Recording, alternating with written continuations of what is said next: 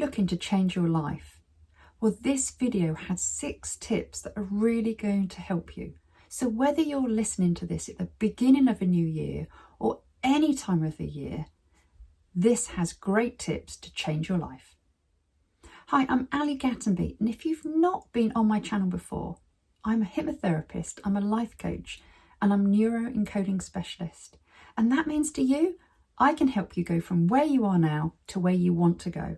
It doesn't matter if it's confidence, if it's self-esteem, if it's stop smoking, weight loss, letting go of the past that you're carrying around and it's just so heavy and you can't see your future. Whatever it is, I can help you. So let's get on with the video. Okay, tip 1 is look at your past 12 months. What's worked for you and what hasn't? And then the things that are working for you, the things that are helping you, the things that are making you grow, take them with you.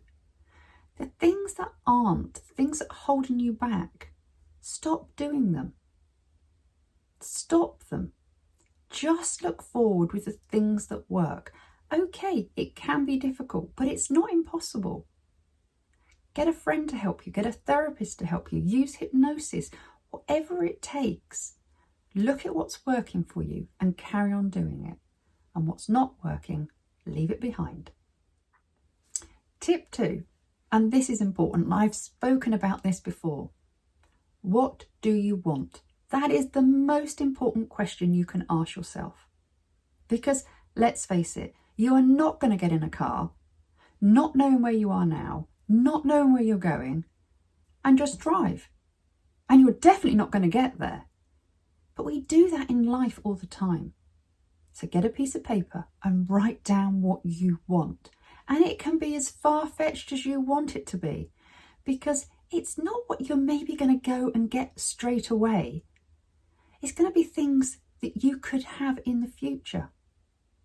It's going to be things that are going to be on your radar every time you're listening and doing things. If you've got it on your list and you look at it on a regular basis, it's going to actually open opportunities for you because you are looking out for it. It's something that you're aware of.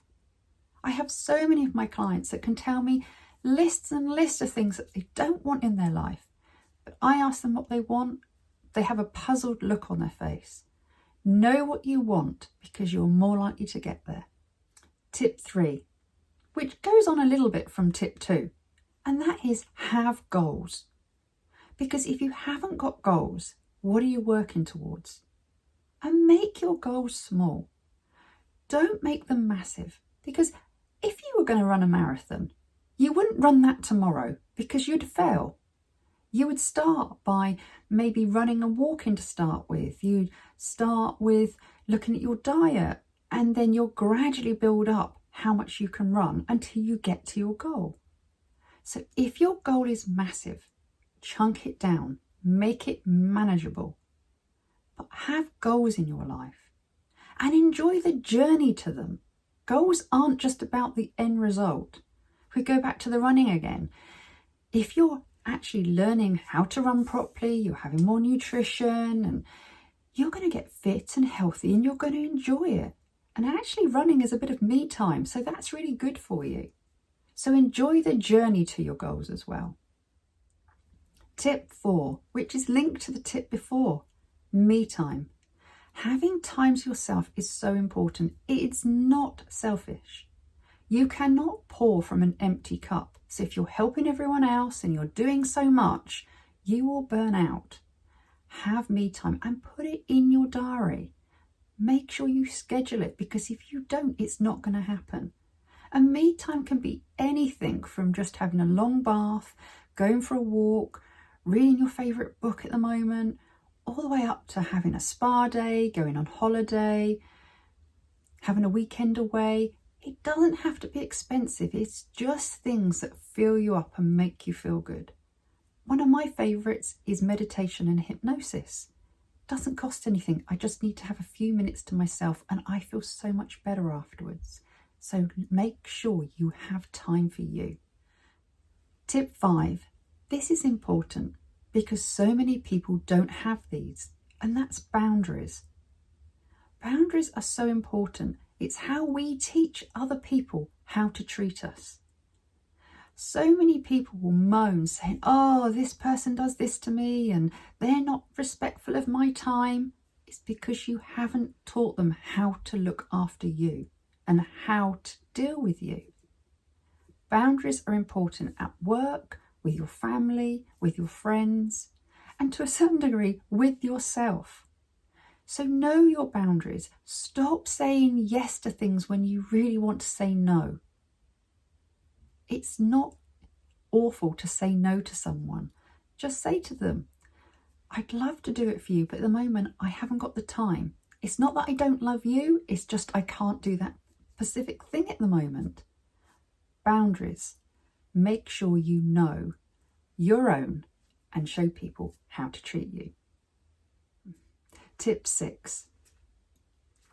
Be present. So many times we just go through life, really, with our eyes shut. We don't appreciate the small things. We don't acknowledge the things that we do. I have clients that if I ask them what they've done over the last year, they look at me like, oh, I've hardly done anything. So many other people are doing so much. My life's boring. And then we start looking into what they've actually done. And we come up with this list and they realise actually their lives are really good and very fulfilled. But we just miss it. We're really good at seeing what other people do. And that green-eyed monster comes up and it's a lot fair. We're so busy. But actually, if you focus on yourself, focus on all the things that you've done, whether they're tiny or they're big, you have done things and you have an amazing life. You just don't see it. So be present. Be grateful for the small things. And actually start writing down the things you do, the things you've achieved.